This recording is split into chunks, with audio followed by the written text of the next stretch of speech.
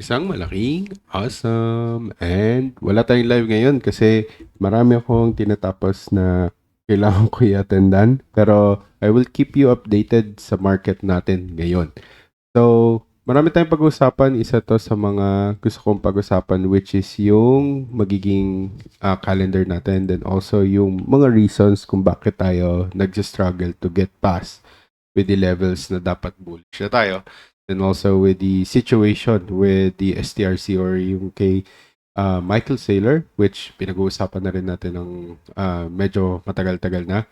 Then pag-uusapan din natin yung sa Clarity Act and yung sa Mika, which is medyo umiinit na naman. So guys, ako nga pala si Osabern. I've been here since 2017. I've been trying to share you guys my wins and losses dito sa cryptocurrency since 2021. So, yeah, unahin na natin itong yung sa Mika. Kasi tungkol to dun sa ay nawala na yung news, binura na nila. Saktong-sakto naman. Anyways, so yung European Union natin, which is an international kasi to regulation. So, ito yung medyo nag-flip yung lahat. And we were expecting na dapat si US muna yung magre-regulate, tapos after that 6 months then susunod na si EU. Then susunod na yung iba pang countries na which is yung ally ni EU. Parang ganun yung nagiging situation. Pero ang nangyari is si EU ang unang naglabas. So ginawa din yun nila sa Ethereum, which is yung hard fork nila. Then ngayon dito sa Bitcoin naman or sa buong cryptocurrency overall, and which is yung sa stablecoin is yung sa Mika. So why are we talking about this? Is yung Mika transition rule natin na nagfo-force sa mga unlicensed crypto asset services or service providers to wind down operations. So, ibig sabihin, they are trying to really regulate the operations netong mga crypto-related companies. So, dito, sabihin natin katulad ng Binance, okay? Suspending certain EU services due to the licensing requirements. So, ibig sabihin lang din nun na kung ang mga malalaking companies katulad nila Crypto.com or ni Binance itself na gusto mag-operate hindi lang sa Asia, no? So, gusto nilang i-conquer din yung West. Which may hirapan sila because of this new Mika transition rule. Hindi talaga pasok yung mga iba sa mga ginagawa ni Binance doon sa regulation na gustong gawin ni Mika for the whole EU. And dito ako napapaisip na, okay, kung yung mga malalaking companies katulad ni Binance na medyo may pag-asa tayo versus doon sa mga ino-offer na newly created regulated companies kuno ay mahirap pagkatiwalaan. So medyo 'di ba, mahihirapan tayong pumasok sa cryptocurrency ng may buong confidence.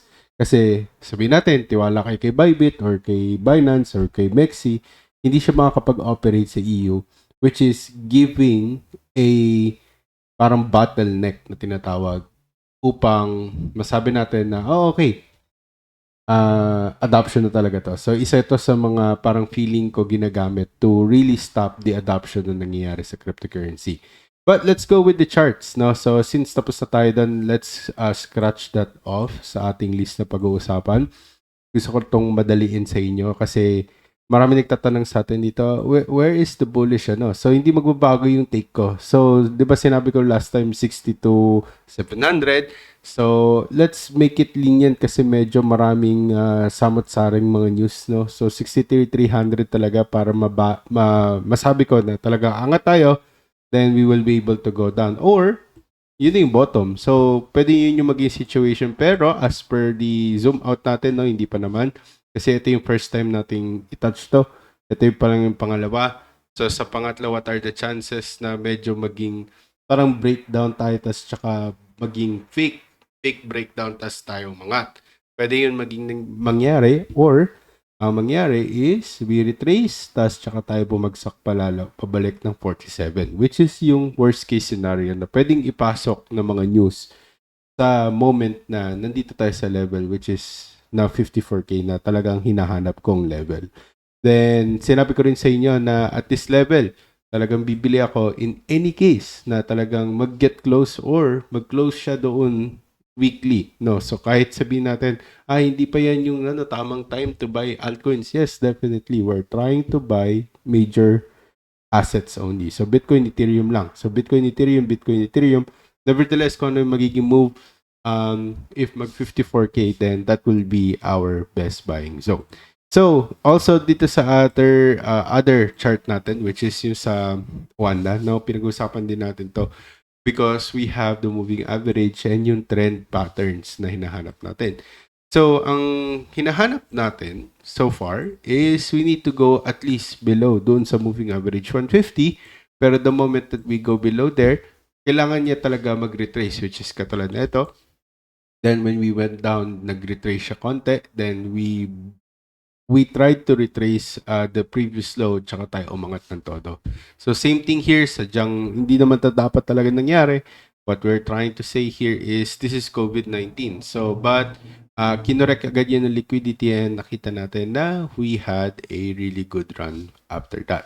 Pero dito, medyo naging mas clear sa atin na when we broke down, we tried to retrace it many times hanggang sa pinasukan tayo ng sobrang bad news na dapat aangat na tayo. Pero hindi. Yung last news natin, which is yung FTX banking capitulation, yung mga tawid sa FTX. Then, dito na, nagbago yung shift natin, which is yung mga banks took revenge on cryptocurrency by buying the Bitcoin's low prices. So, ito yung sinasabi ko sa inyo na kung sakaling ito na yung time na yon, ito na yung moment na yon, then what should be our contingency plan? Yan yung sinabi ko sa inyo na dapat gumawa kayo ng system na talagang gumagana para sa inyo at pasok sa personality or yung character na meron kayo. Kung 9 to 5 jobs kayo, or sabihin natin double job kayo, halos 16 hours na kayo nagtatrabaho, wala na kayo natitira, kundi pantulog na lang, then I think you really have to really fit it in there. Hindi yung nag-scroll ka lang, may nakita kang kumikita ng pera, you will try his strategy. So medyo doon lalong nawawalan ng pera ang mga tao na gusto pumasok sa cryptocurrency, lalo na yung mga bago sa crypto. So, dito, makikita din natin na malaki talaga yung chances natin na we try to go bounce on it.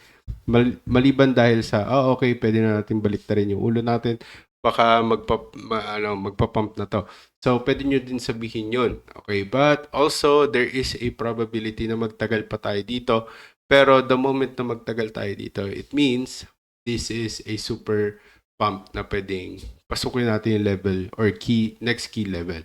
Pero, yun nga yung sinasabi ko sa inyo, kung structure per structure lang, hindi pa talaga ito yung time para umangat tayo, para masabi kong nakalabas na tayo sa bear market. Kasi kung talaga labas sa bear market, ito talaga yung kailangan nating lagpasan para masabi ko sa inyo na wala na tayo sa bear market. So, ang daming key scenarios, no, na pwedeng ganyan siya, or sabihin natin, pwede ring, okay, ganyan, ganyan.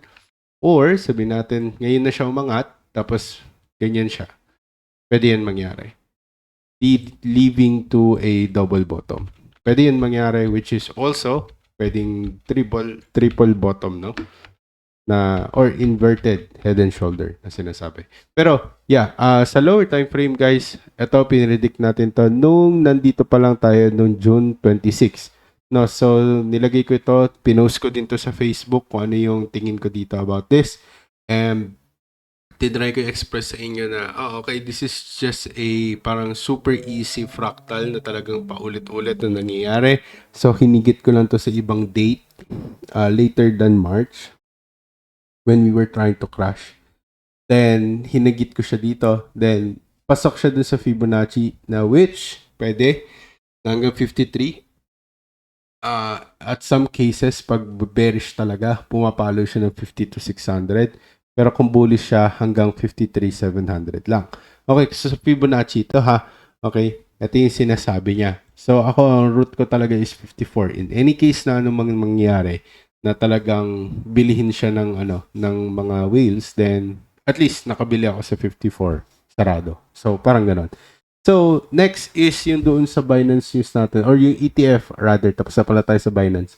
yung sa ETF and institutional pressures na nangyayari sa cryptocurrency. Hindi lang to sa sa US, but this is being felt around the world, no? Lahat ng included about sobrang influence ng ETFs natin. So sabihin natin, okay, yung Bitcoin and Ethereum, 'di ba, may mga ETFs sila.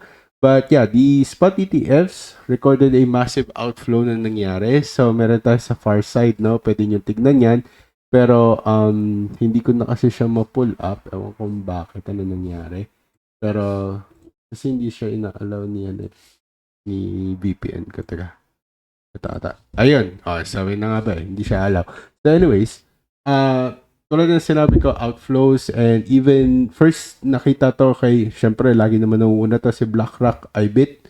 So bibihira. So meron siya 90% accuracy to the point na pag nagbenta siya, doon talaga papunta yung market. Pag bumili siya, doon din pumupunta yung market. Okay? Medyo maaga lang siya ng 3 months, maaga lang siya ng 2 months, or at least 1 month. Okay? So, we are hoping that we will be able to see this in, like, really close to doon sa real time kung kailan mangyayari yung talagang crash kung magbebenta man sila. So, maybe, naisip ko din, baka it's us just reacting to it, and that's why they're buying it in spot sa ibang wallet, then ipinapasok nila yung pera na yun sa ETF. Pwedeng ganun yung nagiging situation. Pero, I don't wanna conclude kasi wala naman tayong data, wala naman tayong proof about that. But the institutional giants strategy, counterpart ng BlackRock IBIT, no, remains in a billion underwater. Kung si IBIT, profit talaga siya ever since nung sa level ng dito, level ng 43K, no? Kasi dito sila naglaro nung na-approve yung ETF, dun sila nag-massive buying, etc. together with the ARK investment. Okay? So, through Michael Saylor, kumbaga, Michael Saylor has signaled an intent to keep on buying. So, maybe that is also the reason why we cannot get past doon sa 61K because that is the last buy that they did. Which is, pwede nyo na may visit yung website na yan, MicroStrategy Bitcoin buys. So, lalabas yan agad sa Google nyo. But also, let's talk about yung sa macro tensions natin, which is yung sa... Wait lang Saan na ba yan? Hindi ka kasi siya ma-open yung mga links Ito sa Bitcoin News, sana gumana siya, guys. Ayun niya talaga mag-open. Ito, try natin to. Gagana to. Ayun niya talaga magpa-open, guys. Pasensya na. Ito, Yahoo Finance. Ito. Baka gumana. Ayun, gumana na siya. So, yun nga. With macro tension, sobrang simple lang nito, pero sobrang reactive kasi yung mga macro dito for smart money. So, si Bitcoin daw, okay, and yung wider market natin are bracing for pivotal week as traditional equity futures rise amid the escalation of US and Iran strikes. So, ano ibig sabihin nito? This is all about macro move and also geopolitical, no? So, kung still nandito pa rin yung issue, 'di ba? Parang tumatagal na rin siya ng magsi 6 months na rin siya, no? So, nasa 5th month na tayo. Pero yung full blown talaga kasi March, April, May, June, July. So, 4th month pa lang talaga tayo kung tutusin. Pero, 'di ba? Meron tayong pattern na sinasabi ko sa inyo pag may mga ganitong major news or major event sa buong mundo na talagang reactive yung mundo, you just give it like 6 to 9 months bago makahinga talaga yung mga markets or yung mga risk of asset. Yung risk on assets like Bitcoin. But yeah, isa pa dyan is yung sa El Salvador, which is hindi ko na makita din kasi hindi tayo pinapayagan mag-open. Okay, so basta sa crypto slate ko lang din nahanap yon, which is yung kay El Salvador. Nabasa ko lang siya kanina. Na sabi na yung El Salvador Bitcoin treasury natin it is facing a accounting pressure following doon sa nangyaring stricter reviews from the International Monetary Fund. So ito yung mga kumbaga nagbabantay Okay, kung talagang, backed up pa ba yung asset nila, hindi pa ba nasa oblivion yung ano nila or nag-spiral na yung asset nila. So, something like that. Or I mean, yung currency nila. So, ganun yung nangyari kasi sa Venezuela. So, merong mga frightened cases na ganito sa mga mini countries such as El Salvador or yung even Philippines actually kung tutusin tingnan niyo yung ano natin yung deficit natin pati yung buong utang natin which is everyone is expecting already more than what 21 trillion ay ano ba 21 billion or 21 trillion in pesos. So hindi ko ma-confirm kasi wala akong balita ngayon sa Bangko Sentral ng Pilipinas. Pero yan yung mga naririnig kong rumors sa Reddit din. So mag-ikot-ikot kayo sa Reddit guys kasi maraming mangyayari doon. At nangyayari. Okay, bago pa mangyari, nandun na agad. But anyways, this week is going to be bearish in overall, no? Kung i-on natin yung impact natin sa trader economics, or I mean trading economics, this is a calendar ng mga talagang medyo sobrang reactive nevertheless kung retail or macro.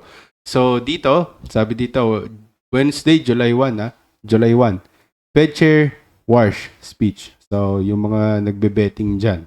Ito, ISM Manufacturing PMI. So sinabi ko rin to sa inyo. Okay, ito yung isa sa mga importanteng kailangan bantayan.